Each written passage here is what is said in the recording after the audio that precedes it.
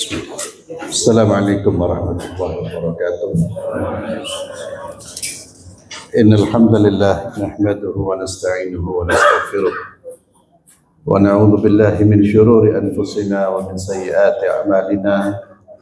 May yahdihillahu fala mudilla lahu wa man yudlil fala hadiya lahu.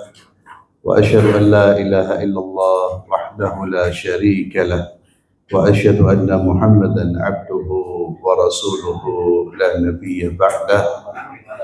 Qala Allah tabaraka wa ta'ala fi kitabihil karim, a'udzu billahi minasy syaithanir rajim. Ya ayyuhalladzina amanu taqullaha haqqa tuqatih wa la tamutunna illa wa antum muslimun. Wa ba'd.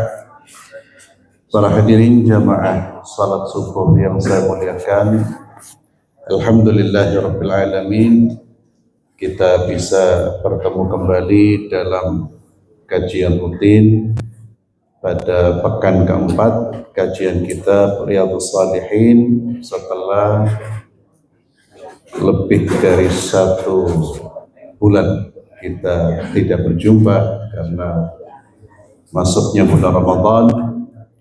Dan saya ingin sampaikan karena ini masih di bulan Syawal, saya ucapkan taqabbalallahu minna wa minkum.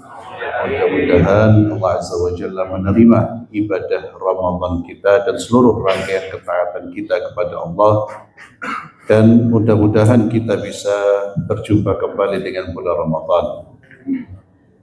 Bapak-bapak, ibu-ibu sekalian yang saya muliakan, kita akan melanjutkan kajian rutin ini dan pembahasan masih terkait dengan bab yang pertama dari kitab Riyadhus Shalihin, yaitu babul ikhlas wa ihdharin niyyah fi jami'il a'mal wal aqwal al-bariza wal khafiyah. Bab ini berbicara tentang keikhlasan dan menghadirkan niat dalam seluruh aktivitas kita, baik yang nampak maupun yang tidak nampak. Maka seluruh aktivitas kita agar diterima oleh Allah hendaknya dimulai dengan niat yang tulus, niat yang kita hadirkan semata-mata untuk mencari ridhonya Allah Subhanahu wa ta'ala. Beberapa dalil telah kita baca, ayat-ayat Allah, kemudian hadis-hadis Nabi Muhammad SAW, sampai kita pada hadis yang ke-7. Seingat saya sampai pada hadis yang ke-7. Hadis yang ke-7 dari Abu Hurairah Abdurrahman bin Sakhar radhiyallahu anhu. Beliau berkata, bersabda Rasulullah sallallahu alaihi wasallam, dan ketika disebut nama Nabi sallallahu alaihi wasallam, kita dianjurkan untuk mengucapkan salawat, yakni kita mengucapkan sallallahu alaihi wasallam. Sebagaimana sabda Rasulullah sallallahu alaihi wasallam, al-bakhilu man dzukirtu indahu falam yusalli alayya. Orang yang bakhil itu orang yang ketika namaku disebut namun dia tidak mengucapkan salawat kepadaku. Tapi cukup salawat itu kita ucapkan untuk diri kita, diperdengarkan di telinga kita saja, tidak perlu sampai teriak-teriak. Jadi ketika disebut nama Nabi, ya kita sallallahu alaihi wasallam. Dan inilah salah satu keberkahan dan fadilah orang yang duduk di majlis ilmu, karena dia akan banyak bersalawat kepada Rasulullah SAW. Karena majlis ilmu itu majlis yang dibacakan ayat-ayat Allah, majlis yang dibacakan hadis-hadis Rasulullah SAW. Abu Hurairah berkata, Nabi Muhammad SAW bersabda, Inna Allah la yanzuru ila ajsamikum wa la ila suwarikum walakin yanzuru ila qulubikum. Wa fi lafdin walakin yanzuru ila qulubikum wa a'malikum. Sesungguhnya Allah Subhanahu wa ta'ala tidak melihat fisik kalian, tidak melihat rupa-rupa kalian, akan tetapi yang dilihat dan dipandang oleh Allah adalah hati-hati kalian dan amal-amal kalian. Yang dimaksud dengan la yanzur ila atsamikum, Allah tidak melihat, memperhatikan, ay la yuthibukum alaiha. Pahala yang Allah berikan itu tidak berdasarkan fisik dan rupa-rupa kita, tapi pahala keutamaan itu Allah berikan kepada atau dimulai dari niat, apa yang ada di dalam hati kita dan amal-amal kita.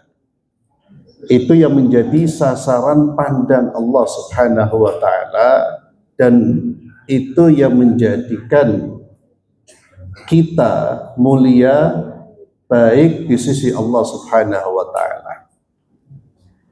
Maka ini hadis yang ketujuh ini menguatkan apa yang sudah kita bahas, bahwa al-ithaba 'alal a'mal takunu bima in aqada 'alaihi al-qalbu minal ikhlas wa sidqin niyah. Bahwa pahala yang Allah berikan itu diberikan kepada orang yang memiliki keikhlasan dan kejujuran niat. Itu yang menjadi tolok ukur kebenaran dan kebaikan amal soleh seseorang, itu dimulai dari niat. Dan dari niat yang benar itulah Allah memberi pahala. Maka di dalam hadis ini Nabi Shallallahu Alaihi Wasallam menyebutkan yang pertama kali yang dilihat oleh Allah itu apa? Hati dulu. Ya, hati kemudian amal. Ini menunjukkan bahwa niat itu yang menjadi tolok ukur keabsahan dan yang menjadikan amal kita itu diterima dan diberi pahala dimulai dari niat. Itulah mengapa setiap aktivitas kita harus kita pastikan dimulai dari niat yang benar. Seluruh aktivitas kita. Karena yang pertama kali dilihat oleh Allah adalah niat kita. Dari mulai kita keluar dari rumah menuju masjid, niatnya apa? Walaupun tidak harus diucapkan karena Allah Maha tahu. Kita niatnya apa? Itu harus dipastikan. Karena dengan niat pahala itu berbeda, dengan niat seseorang bisa tidak dianggap beramal, seseorang bisa dianggap beramal. Maka pastikan niat kita karena Allah Subhanahu wa ta'ala ingin mendapatkan pahala di sisi Allah. La yanzur ila suwarikum wa amwalikum wa innama yanzur ila qulubikum wa a'malikum. Dan dari sini al-i'tina'u bihalil qalbi wa tashihi maqasidihi wa tathhiri min kulli wasfin madhmum yamqutuhu Allah. Jika kita memahami bahwa Allah Azza wa Jalla itu memperhatikan hati kita, menilai hati kita, maka kita hendaknya mempunyai perhatian lebih terkait dengan kebersihan, kebaikan hati-hati kita. Sehingga amal-amal hati itu muqaddam ala amalil jawarih. Itu lebih didahulukan daripada amal-amal yang terlihat, amal-amal fisik. Ingat hadis Nabi, sesungguhnya Allah melihat hati kalian. Ini harus kita ingat, bahwa yang dilihat oleh Allah pertama kali adalah hati-hati kita. Dan hati inilah yang menjadikan amal-amal fisik kita itu menjadi sah atau tidak sah. Di sini kita perlu untuk mengoreksi terus, melihat terus ke dalam diri kita. Motivasi-motivasi dalam kita beramal. Dan niat yang benar semata-mata karena Allah, ini bukan perkara yang ringan. Bukan perkara yang mudah. disebabkan karena setiap orang itu ingin mendapatkan pujian. Setiap orang ingin mendapatkan sanjungan. Semua keinginan itu ada pada diri manusia.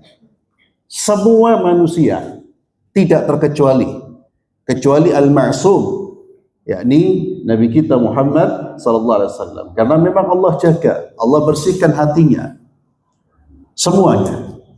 Tidak ustadz, tidak kiai, tidak ulama, siapapun punya potensi untuk cari panggung, semuanya. Karena itu sifat dasar pada diri manusia. Dan itulah yang menyebabkan ikhlas itu susah, karena dia harus melawan apa kehendak dirinya. Ikhlas itu susah. Tapi bisa dikerjakan. Itulah mengapa niat itu selalu di awal. Selalu di awal. Karena dialah yang musahih, yang menjadi tashih, yang mentashih, yang membenarkan, yang membuat amal kita itu diterima dan diberi pahala oleh Allah Subhanahu wa taala. Maka di sini kita perlu sekali memperhatikan amalan hati. Itu yang menjadi tolok ukur atau sasaran pandang Allah Subhanahu wa taala pertama kali. Dan amalan hati inilah yang menggerakkan fisik kita, perilaku kita. Maka di masa lalu, bahkan di masa sekarang pun ulama-ulama yang betul-betul mengerti syariat itu akan terus berbicara tentang amalan-amalan hati. Itu lebih dikuatkan daripada amal fisik. Ya, kalau biasanya ada kajian tazkiyatun nufus, kajian untuk membersihkan jiwa. Dan kita bergerak berbuat berdasarkan apa yang ada di dalam hati kita. Kemudian hadis yang ketujuh ini juga memberi pelajaran buat kita bahwa apa yang di luar kehendak manusia, seperti bentuk fisiknya, ya, bentuk fisiknya, kemudian keturunannya, itu tidak menjadi tolok ukur kedudukan seseorang di sisi Allah. Orang lahir dari keluarga A, lahir dari bangsa B, itu bukan kehendaknya. Itu kehendak Allah Subhanahu wa taala. Dia tidak bisa menciptakan itu. Dia tidak mampu memilih. Apa yang tidak bisa dilakukan tidak mungkin menjadi penilaian Allah Subhanahu wa taala. Maka tidak ada keunggulan orang yang mancung dengan yang tidak mancung. Oh, si mancung ini kedudukannya nanti lebih tinggi di sisi Allah. Nah, atau sebaliknya, yang mendelep iki kedudukannya lebih mulia di sisi Allah. Tidak ada itu. Oh, yang matanya lebar dan lebar itu lebih mulia dari yang sipit. Tidak. Islam tidak memandang itu. Yang dipandang oleh Islam, yang dinilai adalah apa amal hati dan amal perbuatan. Yang Allah pertegas dengan firman-Nya, inna akramakum indallahi atqakum. Yang paling mulia di sisi Allah itu adalah orang bertakwa. Siapa orang bertakwa itu? Orang yang hatinya mukhlis dalam beramal dan amalnya sesuai dengan tuntunan. Itulah yang bertakwa kepada Allah Subhanahu wa taala. Semakin takwa seseorang, semakin dekat posisinya di sisi Allah. Maka jangan risau dengan kondisi fisik kita. Ya. Jangan.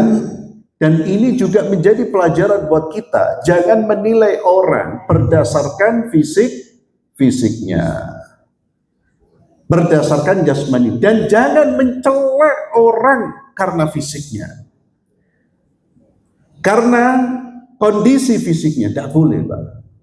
Dan ini sudah disepakati bersama bahkan seluruh warga yang namanya manusia itu tidak boleh rasis, ya, bahasanya tidak boleh itu.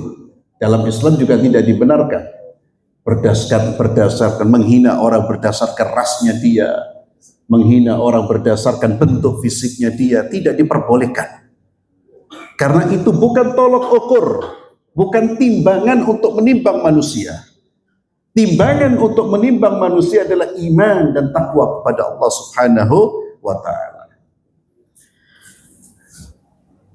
Kemudian hadis yang ke-8 dari Abu Musa Abdullah bin Qais al-Ash'ari radhiyallahu anhu, beliau berkata, Su'ila Rasulullah sallallahu alaihi wasallam 'anil rajul yuqatilu syaja'atan wa yuqatilu hamiyatan wa yuqatilu riya'an ayyu dzalika fi sabilillah.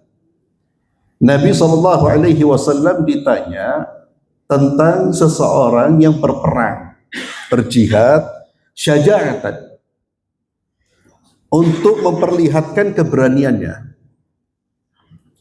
Ada orang yang berperang hamiyatan karena fanatisme golongan, fanatisme kelompok, fanatisme kabilah, fanatisme keluarga. Ada pula orang yang berperang riyaan, ingin mendapatkan pengakuan dari manusia, riya, pamer amal. Ayyu dzalika fi sabilillah. Ya Rasulullah, dari 3 motif tersebut, manakah yang termasuk fisabilillah di jalan Allah? Itu pertanyaan salah seorang sahabat kepada Rasulullah SAW. Ada orang yang berperang ya Rasulullah karena memang dia berani. Orang berani senang perang. Itu motifnya adalah menunjukkan keberaniannya, mengekspresikan keberaniannya. Ada orang yang berperang karena fanatisme golongan, semata-mata demi membela kelompoknya, golongannya. Ada yang berperang karena memang cari panggung. Siapa yang fisabilillah? Kata Nabi SAW, man qatala litakuna kalimatullahi hiyal ulya fahuwa fisabilillah. Muttafaqun alaih. Siapa yang berperang untuk meninggikan kalimat Allah. Kalimat Allah di sini artinya dinullah, untuk meninggikan agama Allah, niatnya untuk meninggikan agama Allah, maka dialah yang fisabilillah. Dialah yang dianggap berperang di jalan Allah Subhanahu wa ta'ala. Maka ma'asyiral muslimin, hadis ini menegaskan tentang pentingnya niat. Orang yang berjihad, kita tahu perang di medan perang, jihad fisabilillah, melawan musuh-musuh Allah, itu amalan yang paling besar fadilahnya. Nanti Imam Nawawi rahimahullah menyebutkan hal ini di dalam Fadlul Jihad.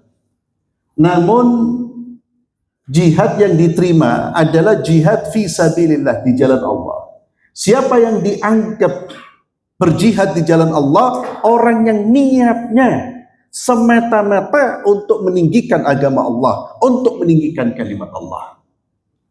Tidak ada tendensi, tidak ada motif untuk memperlihatkan dirinya atau untuk mendapatkan gelar pahlawan, atau motifnya semata-mata karena membela keluarganya, bukan.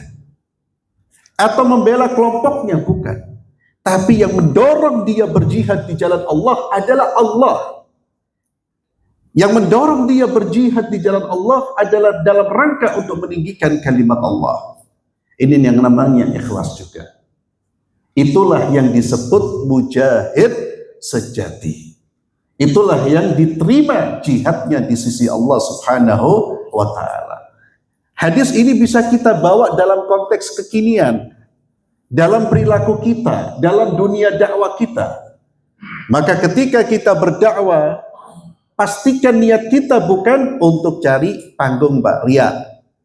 Pastikan kita berdakwah bukan untuk menunjukkan siapa kita. Pastikan kita berdakwah bukan untuk semata-mata meninggikan diri kita, tapi kita ingin tinggi kalimat Allah Subhanahu wa ta'ala.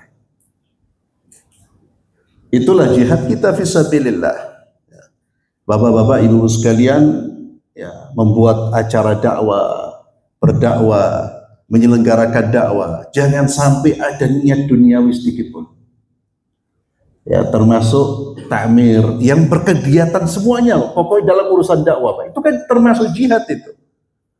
Maka pastikan niatnya betul-betul karena Allah. Ingin Islam ini tegak, ingin Islam ini membumi, ingin masyarakat ini mengenal Islam, agar semua bisa kembali kepada Allah. Itu tujuan kita, kalimat Allah yang ulia. Pastikan niat kita.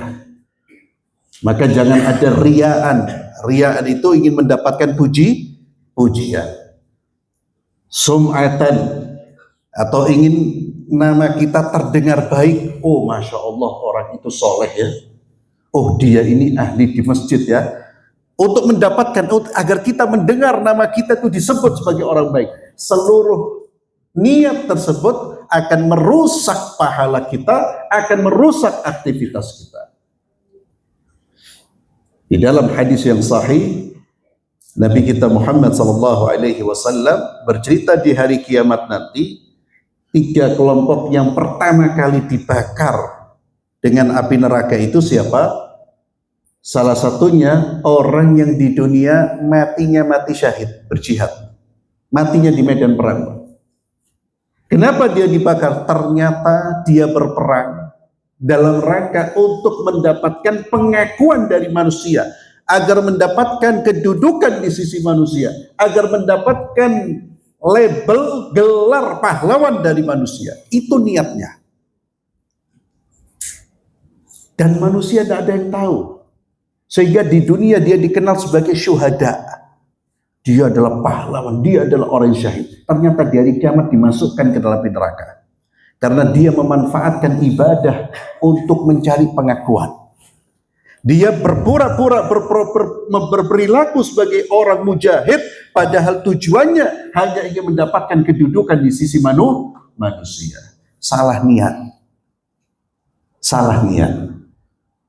Termasuk juga diceritakan oleh Nabi, mereka yang menuntut ilmu, mereka yang bersedekah, ternyata tidak diterima oleh Allah, justru diberi sanksi yang berat karena niat yang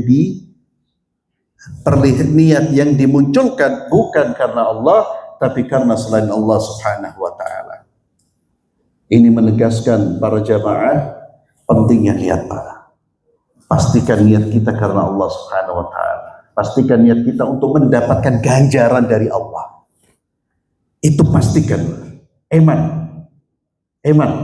Orang kalau niatnya bukan karena Allah, itu sama dengan orang yang menukar. Ya, bukan sama, ya lebih bodoh, mohon maaf. Dengan orang yang menukar emas ditukar dengan apa? Dengan barang yang tidak berharga. Kan orang yang riya itu kan menukar pahala di surga dengan pujian manusia. Seharusnya dia mendapatkan pahala dari Allah, ditukar sama dia. Ditukar dengan apa? Pujiannya orang. Atau ditukar dengan dunia yang diberikan sangat-sangat sedikit. Makanya orang yang diantara ciri orang yang gak cerdas, itu orang yang suka pamer amal. Itu orang gak pinter berarti dia. Sekarang kalau ada orang dikasih pilihan, kamu mau dapat 1 juta atau 10.000? Dia pilih 10.000. Ya, kamu mau dapat 1 juta tapi tidak sekarang.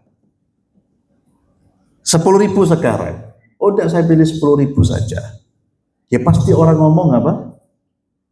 Waduh, orang ini tidak pintar. Ini kalau 1 juta loh, Pak. Dan pahala lebih dari itu. Nah, jadi pentingnya kita menjaga niat. Maka orang yang berjihad di jalan Allah, berdakwah di jalan Allah, pastikan niatnya adalah kalimatullahi al-uliyah. Ya, kalimat Allah Subhanahu wa taala itu yang tinggi. Kemudian dari Abi Bakr Nufai' bin Harith Al-Thaqafi radhiyallahu tabaraka wa ta'ala. Kemudian di sini sebelum saya masuk ke hadis yang ke-9 ada penjelasan. Ya, ini kitab yang saya baca ini kan Nuzhatul Muttaqin, Pak, syarah. Jadi ada penjelasan dari hadis-hadis yang dicantumkan ini. Karena kitab Riyadhus Shalihin ini dijelaskan, diberi penjelasan oleh banyak ulama.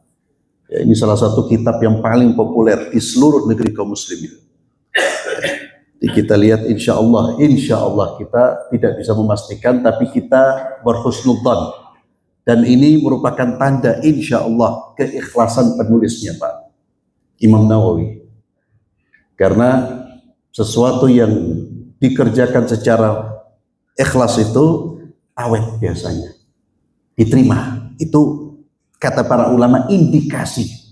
Ya, kata Imam Malik, maka lillahi baqi. Semua yang dikerjakan karena Allah itu akan tetap. Ya.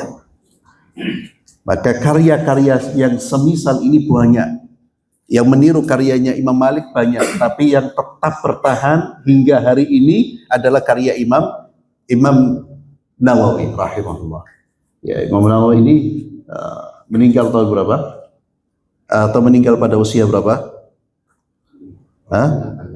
Berapa? 40-an Pak. 40 tahun. Sangat mudah. Tapi kalau antum lihat karya tulisnya, seperti tidak masuk akal antara usia dengan karya tulis. Itu namanya beliau, dan bukan hanya beliau, tapi ulama-ulama dulu itu yang disebut dengan apa? Mereka mendapatkan apa? Keberkahan apa Pak? Keberkahan waktu. Ya, orang yang waktunya barokah itu pendek tapi produktif. Kita tidak tahu usia segini itu apa yang sudah kita berikan untuk umat ini. Karya tulis apa, karya nyata apa dalam dunia dakwah yang sudah kita berikan. Imam Syafi'i itu usianya 50 tahunan ya, meninggal dunia. Tapi lihat dahsyatnya karya tulis, pemikiran-pemikiran beliau. Ya. Ini kembali kepada Imam Nawawi rahimahullah. Jadi pelajaran di hadis yang ke-8 tadi Pak tentang jihad itu, kata para ulama, wa annal fadl al-warid fil mujahidin innama yukhass biman qatala li'la'i kalimatillah. Walakin akan tetapi tidak boleh perkara niat ini menyebabkan kita memperlakukan seseorang secara berbeda. Artinya gini, kalau ada orang yang mati syahid, matinya di medan perang melawan musuh Allah, maka tetap dia diperlakukan sebagai seorang syahid, di mana tidak dimandikan, tidak dikafani, tidak disolati. Dia langsung dikubur. Karena itulah prosesi pemakaman orang yang mati syahid. Artinya apa? Tidak boleh kemudian seseorang itu mengatakan, oh ini niatnya bukan karena Allah, tak sah ini jihadnya. Kenapa tidak boleh Pak? Kenapa? Seluruh syuhada harus diperlakukan sama. Dan tidak boleh ada orang yang mengklaim ini niatnya lillah, ini bukan karena Allah. Oh ini bukan karena Allah ini. Tadi dia teriak-teriak di depan, wah menunjukkan, tetap diperlakukan sebagai syarat. Kenapa? Ada yang tahu jawabannya? Karena tidak tahu isi hati. Disebutkan wa amrun niyya wal qasdu matrukun ilallah. Perkara niat itu, perkara tujuan orang beramal itu diserahkan kepada Allah dan tidak boleh ada orang memastikan. Ikhlas tidaknya orang itu yang tahu dia dan Allah saja. Maka jangan mohon maaf jadi dukun. Ya. Itu niatnya itu bukan karena Allah itu. Dari mana kita tahu? Loh, karena dia ngomong Pak, cerita-cerita. Belum tentu cerita-cerita. Walaupun orang cerita-cerita amal soleh itu walaupun berpotensi, tapi tidak boleh dipastikan dia ria. Maka salah satu penilaian yang tidak boleh atau yang bukan menjadi haknya manusia itu menilai niat. Jadi orang yang diperlakukan sebagaimana zahirnya, Kalau dia mati di medan perang, ya diperlakukan seperti itu.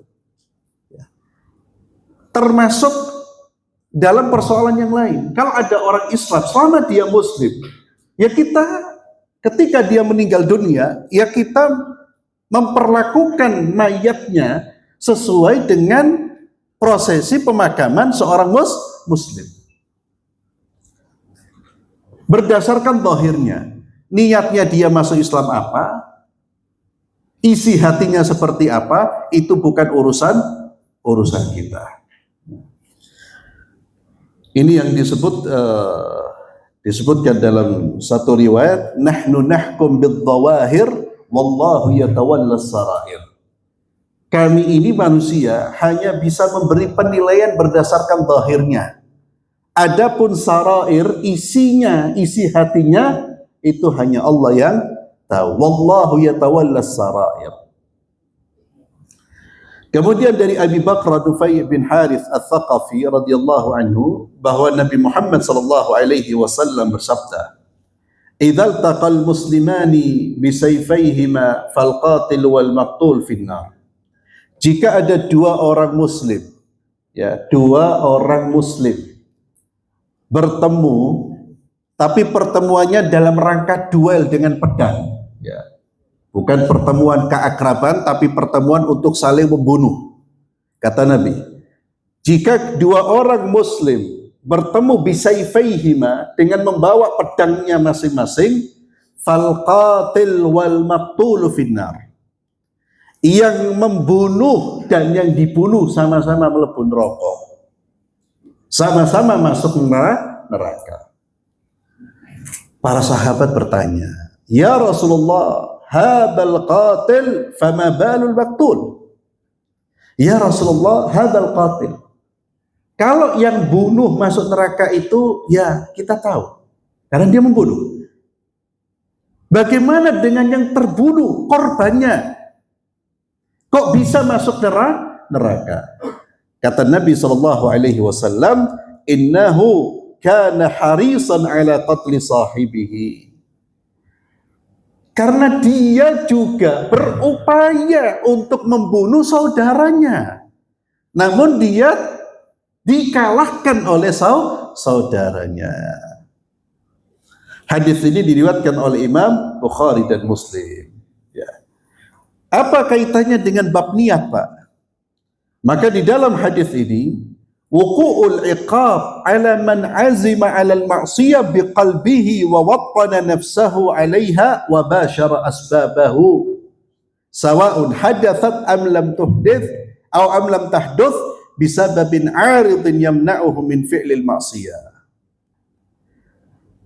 Iqab itu, sanksi itu berlaku dan dijatuhkan kepada orang yang punya tekad untuk berbuat maksiat. Dia punya tekad yang kuat dan sudah melakukan upaya-upaya untuk menjalankan kemaksiatannya. Walaupun belum sampai tujuannya. Maka orang seperti ini sudah diberi sanksi dosa. Orang punya niat dan sudah menjalankan yubashir asbabahu. Dia sudah menjalankan, sudah berjalan, sudah melakukan sebab-sebab. Sudah berikhtiar untuk sampai pada tujuannya, tapi belum sampai ke tujuannya, dia terhalangi. Bukan terhalangi karena takut kepada Allah, tapi karena sebab-sebab tertentu dia terhalangi berbuat maksiat. Itu sudah mendapatkan dosa. Walaula hadzal 'arid lartakaba. Amma tafkir fi irtikabil ma'siyah. Adapun berfikir, masih rencana di kepala untuk melakukan perbuatan maksiat, atau apa yang terlintas di dalam pikiran, jika hanya berhenti dalam pikiran dan dia belum melakukan usaha, belum berusaha, maka tidak dihisab oleh Allah. Ya. Jadi orang masih mikir, wah nanti ini saya mau berbuat maksiat lah. Masih berpikir, belum dihisab. Tapi kalau sudah ada ikhtiar, maka itu baru dihisap walaupun belum sampai tujuan. Ya. Orang, mohon maaf, ya, mau berzina, Pak. Mau selingkuh, sudah punya suami atau punya istri, masih berpikir saja belum. Tapi jangan dilepas itu, karena dari mulai pikiran kemudian kehendak kemudian perilaku. Ya segera istighfar, Pak. Jangan dibayangkan enak ya. Jangan. Ya segera istighfar. Tapi tidak diberi sanksi.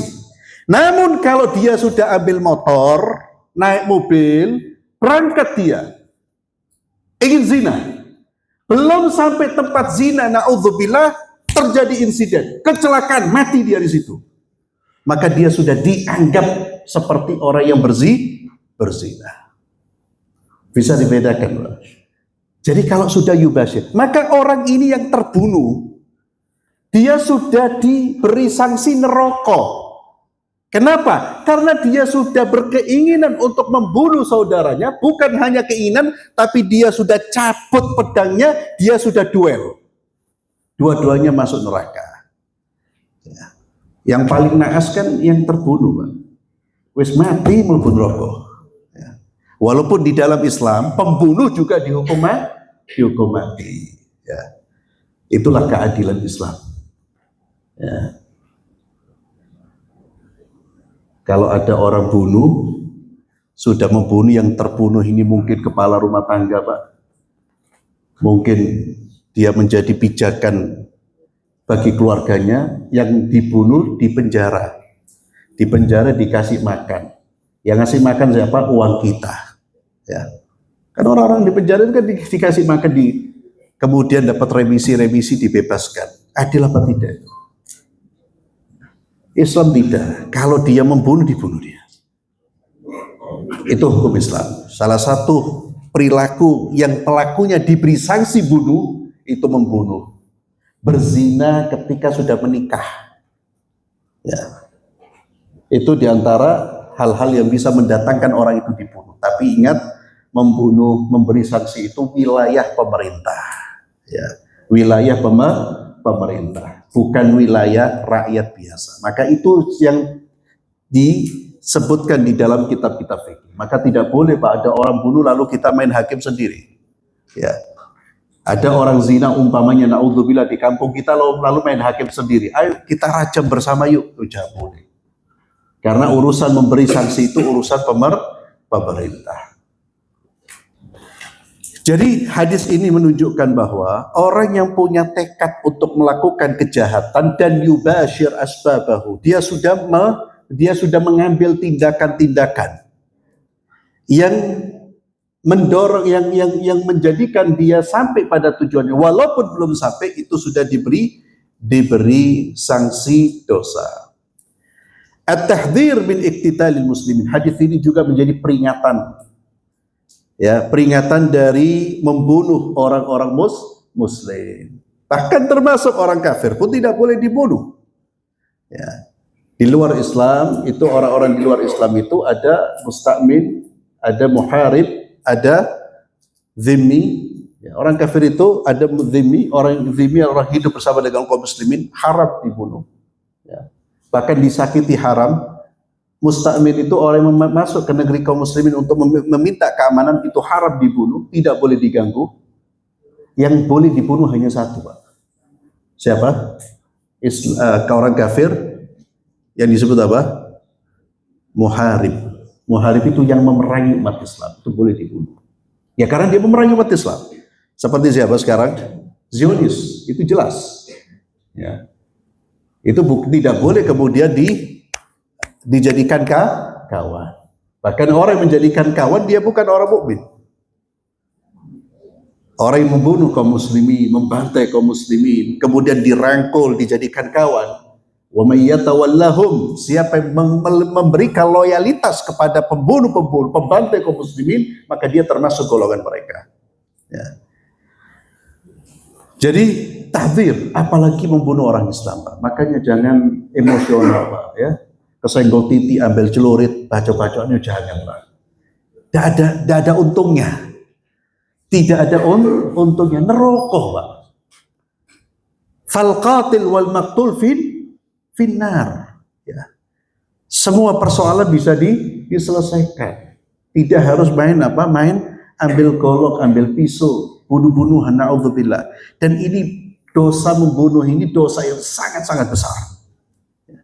Termasuk dosa yang pelakunya hampir mustahil mendapatkan pengampunan dari Allah Subhanahu wa taala. Menghilangkan nyawa seseorang, menumpahkan darah seseorang. Kemudian hadis ini juga menjadi dalil bagi Ahlus Sunnah wal Jamaah bahwa pelaku dosa besar itu tidak keluar dari Islam. Orang yang melakukan dosa besar tidak dianggap kafir, dia masih dianggap muslim. Dari mana kita ambil kesimpulan ini? Dari sabda Nabi, kalau ada orang Islam, Nabi masih menyebut keduanya, yang saling membunuh ini masih disebut apa? Muslim. Ya. Ini menunjukkan, ini yang menjadi dalil bagi Ahlus Sunnah wal Jamaah bahwa pelaku dosa besar itu tidak membuat seseorang keluar dari Islam. Dia tetap dianggap sebagai muslim, tapi muslim yang fasik. Ini seringkali diungkapkan untuk menyelisihi salah satu kelompok sempalan di dalam Islam, yaitu kelompok Khawarij namanya. Ada sekte namanya Khawarij yang punya keyakinan siapa yang melakukan dosa, dia murtad. Itu kelompok Khawarij. Maka selalu dalam buku-buku akidah Ahli Sunnah itu tertulis, Pak, bahwa pelaku dosa besar tidak keluar dari Islam. Kenapa kok muncul itu di dalam buku akidah? Karena muncul aliran di dalam Islam yang mengkafirkan orang-orang yang melakukan dosa besar. Kemudian dari Abu Hurairah radhiyallahu anhu, beliau berkata, insyaallah ini hadis terakhir dalam bab, bukan bab ikhlas ya, tapi dalam kajian ini. Dari Abu Hurairah radhiyallahu tabaraka wa taala anhu, beliau berkata, bersabda Rasulullah sallallahu alaihi wasallam, Nabi kita Muhammad sallallahu bersabda, salatul rajuli fi jama'atin tazidu ala salatihi fi baitihi wa salati fi suqihi bid'an wa 20 darajah. Salatnya seseorang secara berjamaah itu lebih banyak, lebih besar, lebih unggul daripada orang yang sholat sendirian di rumahnya atau di pasarnya dengan keunggulan 20 sekian derajat. Bid'an itu kata yang menunjukkan angka 3 sampai 9 kalau dalam bahasa Arab. Bid'an wa 20. Di dalam hadis yang lain disebutkan 25, 27. Artinya orang yang sholat berjamaah di masjid itu pahalanya berlipat-lipat dibandingkan dengan orang yang sholat di rumah atau di pasarnya, Pak, dia sholat sendirian. Berapa kali lipat? 25 sampai 27. Artinya gini, Pak, ngitungnya gini. Orang yang sholat sendirian dengan orang yang sholat berjamaah. Kalau orang ini yang sholat sendirian pengen mengungguli orang yang sholat berjamaah, dia harus sholat berapa kali? 27 kali. 27 kali dia harus sholat bisa mengungguli orang yang sholat berjamaah. Fadilahnya luar biasa. Ini satu dari sekian puluh fadilah sholat berjamaah. Ya, tidak ada satu syekh doktor, seingat saya Dr. Sa'id Al-Qahtani, menulis kitab fadilah salat berjamaah itu dihitung hampir 40 fadilah. Itu baru satu. Pahalanya dilipat gandakan. Bid'an wa 20 darajah. Wa dzalika, ini terkait dengan masalah niat. Asalkan niatnya ini, Pak. Wa dzalika anna ahadahum idza tawadda'a fa ahsanal wudu. Seseorang akan mendapatkan fadilah itu jika seseorang berwudu dan dia menyempurnakan wudunya. Ini menunjukkan pentingnya wudu yang sempurna. Karena wudu yang tidak sempurna menyebabkan salat tidak diterima oleh Allah. Orang yang menyempurnakan wudunya thumma atal masjid, kemudian dia mendatangi masjid, la yanhazuhu illa salah. Ya. Ini yang terkait dengan pembahasan kita. Dia mendatangi masjid, tidak ada niat kecuali untuk sholat. Ini namanya ikhlas. Niatnya karena Allah. Sholat itu kan ibadah yang diperintahkan oleh Allah. Maka kalau kita ingin melakukan sesuatu yang itu diperintahkan oleh Allah, yaitu namanya niat yang baik, niat yang ikhlas. La yanhazuhu illa salat. Tidak mendorongnya, tidak menggerakkan dia menuju masjid kecuali hanya untuk salat. Ditegaskan oleh Nabi, la yuridu illa salat. Dia tidak ingin apa-apa kecuali dia ingin salat. Lam yakhtu khutwatan illa rufi'a lahu biha darajah. Maka kalau sudah keluar dari rumah, kita niat ingin sholat, dapat fadilahnya sholat subuh berjamaah. Tidaklah dia melangkah satu langkah, Pak. Kecuali Allah akan meninggikan derajatnya dengan satu langkah itu, wa hatta anhu biha khati'ah, dan Allah akan gugurkan satu dosa dari langkahnya itu. Subhanallah. Satu langkah itu sudah mengangkat derajat kita nanti di surga dan menggugurkan dosa kita. Satu langkah, Pak. Itulah mengapa dulu Abdullah bin Umar, salah seorang sahabat Nabi, kalau jalan ke masjid, itu langkahnya diperpendek. Langkahnya diperpendek. Untuk apa, Pak? Semakin banyak. Jadi mereka itu sangat cerdas kalau urusan pahala, Pak. Ya, kalau kita kan cerdas kan urusan ngitung fulus. Ya, tidak mau rugi. Tapi kalau mereka betul-betul ketika mendengarkan hadis ini bersemangat ke masjid, dan itu pun dihitung sama dia, bagaimana agar langkah saya bisa lebih banyak. Karena mereka tahu fadilahnya. Lam yakhtu khutwatan illa rufi'a lahu biha darajah wa hatta anhu biha khati'ah hatta yadkhul al masjid. Terus langkahnya itu dihitung, mengangkat derajat dan menghilangkan dosanya sampai dia masuk masjid. Fa idza dakhala al masjid, jika dia masuk ke dalam masjid, maka dia dihitung sebagai orang yang sholat sekalipun dia duduk di masjid dalam rangka menunggu sholat. Fadilah yang kedua. Jadi sudah mulai itu dari rumah sudah dihitung terus mendapatkan fadilah, di dalam masjid dia dihitung sebagai orang yang sholat. Padahal walaupun dia menunggu sholat. Selama dia menunggu itu dalam rangka untuk menunggu sholat. Yang ketiga, Pak, dahsyat, Allahu Akbar. Wal malaikatu yusalluna ala ahadikum ma dama fi majlisihi alladhi shalla fihi yaqulun Allahumma arhamhu, Allahumma ighfir lahu, Allahumma tub alaihi. Orang yang ke masjid niatnya untuk sholat, dia duduk di masjid, Allah utus malaikat untuk mendoakan orang-orang di masjid. Apa yang didoakan oleh malaikat bagi orang yang berada di masjid? Ya Allah, berikan rahmat kepadanya. Ya Allah, berikan ampunan kepadanya. Ya Allah, terimalah taubatnya. Gratis dapat doa dari malaikat. Malaikat itu tidak pernah berbuat maksiat kepada Allah. Para hadirin, seandainya keutamaan sholat berjamaah di masjid hanya dapat doanya malaikat, itu sudah cukup, Pak, membuat kita itu bersemangat. Didoakan, kita kan sering kan ketemu orang baik, Ustaz doakan saya ya, Pak doakan saya ya. Kita pengen dapat doa dari orang baik. Ini Allah beri kesempatan dapat doa gratis, tidak perlu Anda minta, Allah utus malaikat untuk mendoakan Anda. Selama Anda mau ke masjid sholat berjamaah. Makanya ikhwan fillah, kalau kita sudah digerakkan oleh Allah ke masjid, Pak, syukuri nikmat yang besar. Jaga, minta kepada Allah untuk dijaga kondisi iman kita. Dan terhadap teman-teman kita yang belum ke masjid, jangan dihinakan, tapi didakwahi. Dari aspek takdir, ya kita perlu kasihan kepada mereka. Bukan dihinakan, tapi kita dakwahi. Ayo ke masjid, Eman. Ini kesempatan kita mendapatkan fadilah. Ini bekal. Bekal kita itu ya salah satunya ke masjid. Bekal menuju akhirat. Malaikat mendoakan, Allahumma ighfir lahu, ya Allah berikan rahmat, ya Allah ampunilah, dan ya Allah terimalah taubatnya. Ma lam yu'dhi fihi ma lam yuhdith fihi. Selama dia di masjid tidak mengganggu orang, dan selama dia tidak di masjid tidak batal wudhunya. Maka kalau kita ingin mendapatkan fadilah ini, selama di masjid kalau batal keluar wudhu kembali lagi.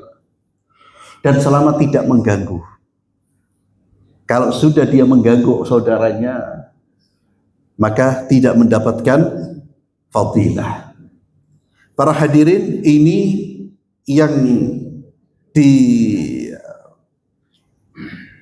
disebutkan di dalam hadis ini, yang terkait dengan masalah niat tadi, kata-kata Nabi, sabda beliau sallallahu alaihi wasallam, ke masjid tidak ada niat untuk tidak ada niat kecuali untuk sholat. Maka pastikan ma'asyiral muslimin jamaah, ya, salat subuh yang saya muliakan, kita ke masjid Pak, niatnya apa? Ya, pastikan niatnya karena untuk mendapatkan fadilah, ganjaran dari Allah. Jangan sampai niat ke masjid dapat pohong, jangan. Eman Pak, eman. Jangan sampai niat ke masjid karena ada kopi. Itu berarti apa? Kalau tidak ada kopi sama pohong, tidak ke masjid dia. Ya, itu berarti niatnya bukan karena Allah. Eman Pak, disediakan surga kok cari pohong, ya apa sih? Ya. Loh kalau Ustadz, bagaimana kalau saya ke masjid dapat nasi bungkus, dapat pohong, dapat amplop, dapat apapun, dapat dunia. Itu namanya fadlun minallah, karunia dari Allah. Loh bagaimana kalau saya ahli ke masjid, saya mendapatkan pujian dari manusia? Itu namanya karunia dari Allah. Selama itu bukan tujuan kita.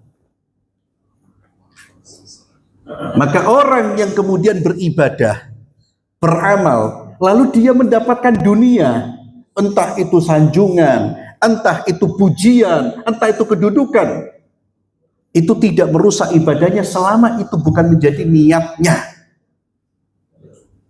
Selama itu bukan menjadi niatnya. Para ulama kita, para imam-imam kita, itu mereka sangat anti dengan yang namanya syuhra, Pak. Syuhra itu popularitas. Imam Ahmad, Imam Syafi'i, ya, para ulama-ulama kita itu sangat anti dan mereka selalu menyembunyikan amal perbuatannya. Tapi Allah mengkaruniakan kepada mereka justru menjadi orang-orang yang populer.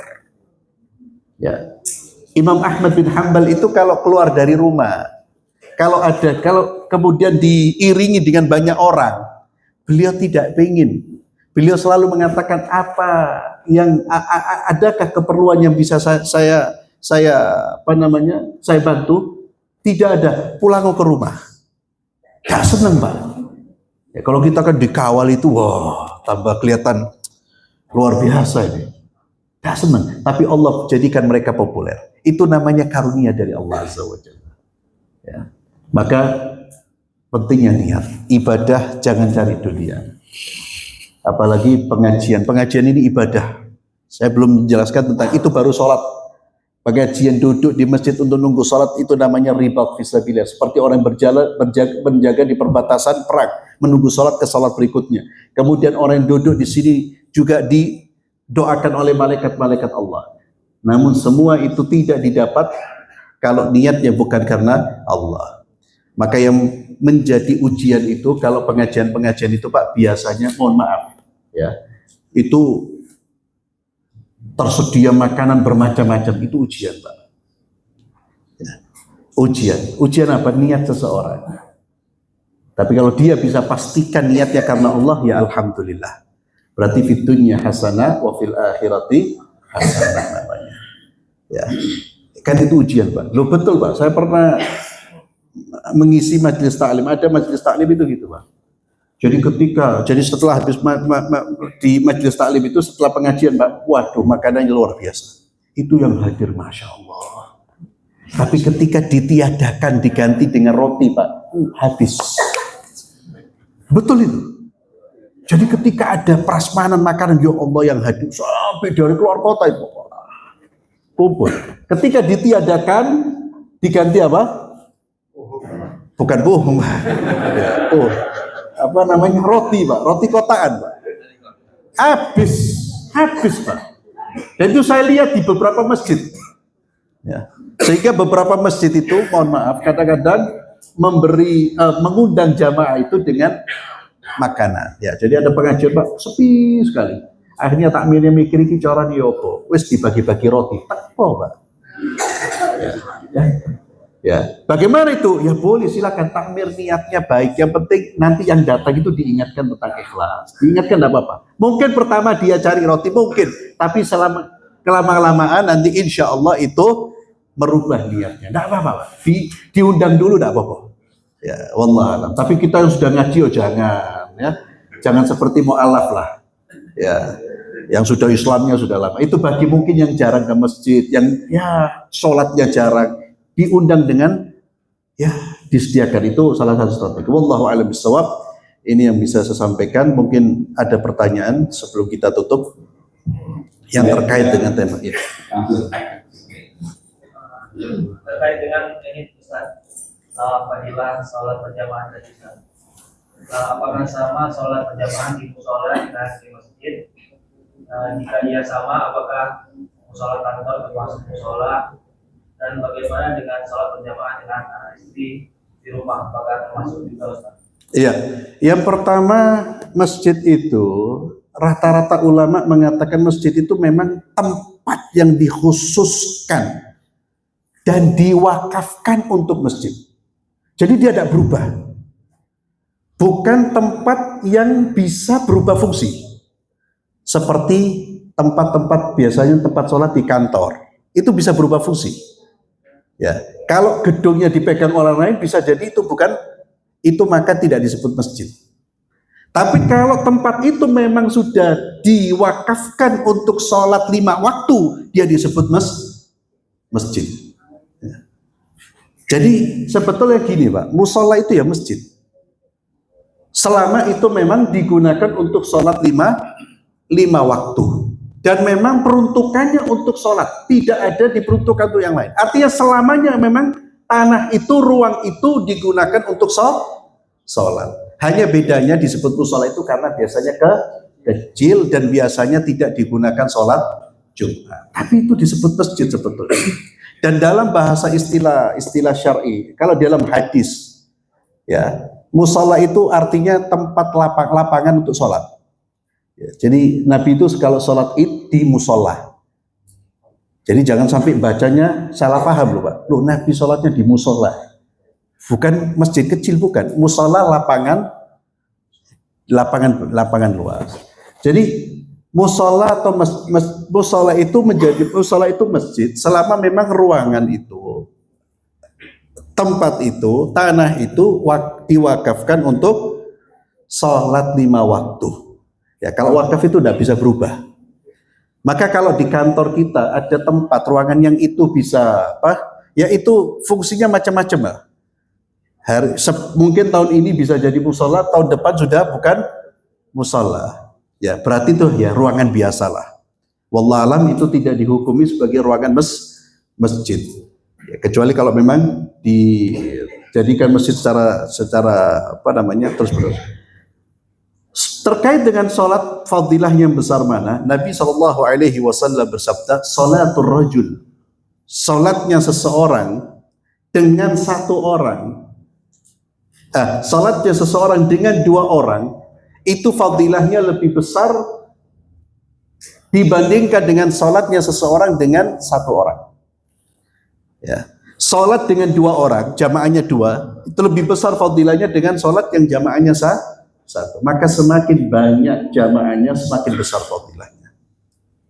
Ya, maka sholat di masjid yang jamaahnya semakin banyak semakin besar fadilahnya. Tapi kata para ulama, kalau umpamanya di kampung kita ada masjid, ya sholatnya orang yang sholat sedikit, di sana ada masjid sholatnya banyak, ya jangan semuanya ke sana, ya tambah habis Pak. Tuh. Jadi harus memperhatikan kondisi juga. Ini yang kemudian sholat istri sama istri dan anak dengan sholat berjamaah di masjid beda, sangat beda. Sangat-sangat beda. Karena sholat ke masjid itu ada banyak fadilah. 1, tadi langkah dihitung, ke rumah tidak. Yang kedua, di masjid dapat doa dari malaikat, di rumah tidak. Yang ketiga, sholat di masjid duduknya kita ketika habis sholat menunggu sholat itu dihitung seperti sholat, di rumah tidak. Yang keempat, sholat di masjid berjamaah itu berkali-kali lipat, di rumah tidak. Tetap dapat fadilah berjamaah, tapi tidak seperti sholat di masjid. Ya. Maka laki-laki itu ya sholatnya di masjid. Dan wanita bagaimana? Nanti kita akan baca hadisnya. Yang terbaik di rumah. Apakah boleh ke masjid? Sangat-sangat boleh. Bahkan Nabi mengatakan la tamna'u ima Allah masajidallah. Jangan kalian larang istri-istri kalian untuk sholat di masjid. Jangan dilarang. Tapi kata Nabi apa? Rumah mereka lebih baik. Ya, jadi kalau mau ke masjid tidak apa-apa. Tapi rumah mereka lebih baik. Itu bagi kaum wanita. Bagi kaum laki-laki masjid. Jangan dirubah istrinya ke masjid, suaminya sholat di rumah. Ya Allah, itu akhir zaman. Ya, istrinya ke masjid, suaminya di rumah. Ya, itu sudah terbalik. Wallahu a'lam bishawab. Ya. Iya. Kalau di sini Pak Surabaya, milih masjid masih bisa milih. Oh ini atau wanita yang enggak. Oh. Kalau di desa itu semuanya berapa? Waktu bapak ini. Iya, gini Pak. Iya, jadi kalau jamaah itu sudah menghilangkan salah satu rukun, yaitu tumak nina, maka tidak boleh sholat di rumah sendiri Pak. Karena sudah rusak itu zamanya. Karena salah satu rukun sholat tumak nina. Apa arti dari tumak nina itu? Tumak nina itu berhenti sejenak pada setiap rukun. Kalau rukuk dia berhenti, posisi rukuk sempurna dan berhenti sejenak selama orang membaca satu kali wirid subhana rabbil azim. Tapi kalau kita belum sempurna sudah berdiri, tidak tumak nina, batal sholatnya, sepakat. Maka tidak perlu sholat di situ. Ternyata cari masjid tidak ada, semuanya gitu. Pembalap semua, ya sholat di rumah. Ya. Pembalap semua, Pak. Terinspirasi dari apa? Michael apa itu? Iya, Valentino Rossi. Ibadah kok balapan. Naudzubillah. Dan itu salah satu pilihan kita boleh pilih masjid. Jadi kaidahnya Pak, kalau ada masjid di sekitar kita itu lebih baik di situ karena kita meramaikan. Tapi kalau di situ kita tidak khusyuk, tidak tumakninah, silakan cari masjid yang lain. Karena sholat itu bukan sekedar formalitas. Sholat itu ibadah di mana kita menyambung hubungan dengan Allah. Di situ kita menumpahkan keinginan kita dinilai oleh Allah. Jadi sholat itu harus dinikmati. Wallahu a'lam bishawab. Dari Ibu pada jemaah. Ya, semalam. Iya, pas ya. بسم الله الرحمن الرحيم الحمد لله رب العالمين حمدا كثيرا طيبا مباركا فيه اللهم صل وسلم على نبينا محمد اللهم اقسم لنا من خشيتك ما تحول به بيننا وبين معاصيك ومن طاعتك ما تبلغنا به جنتك ومن اليقين ما تهون به علينا مصائب الدنيا ومتعنا اللهم بأسماعنا وأبصارنا وقوتنا أبدا ما أبقيتنا واجعله وارث منا واجعل ثأرنا على من ظلمنا وانصرنا على من عادانا ولا تجعل الدنيا أكبر همنا ولا مبلغ علمنا ولا إلى النار مصيرنا اللهم إنا نسألك علما نافعا ورزقا طيبا وعملا متقبلا اللهم إنا نعوذ بك من علم لا ينفع ومن قلب لا يخشع ومن نفس لا تشبع ومن دعوة لا يستجاب لها ربنا آتنا في الدنيا حسنة وفي الآخرة حسنة وقنا عذاب النار وصل اللهم على نبينا محمد وعلى آله وصحبه وسلم والحمد لله رب العالمين سبحانك اللهم وبحمدك أشهد أن لا إله إلا أنت أستغفرك وأتوب إليك السلام عليكم ورحمة الله وبركاته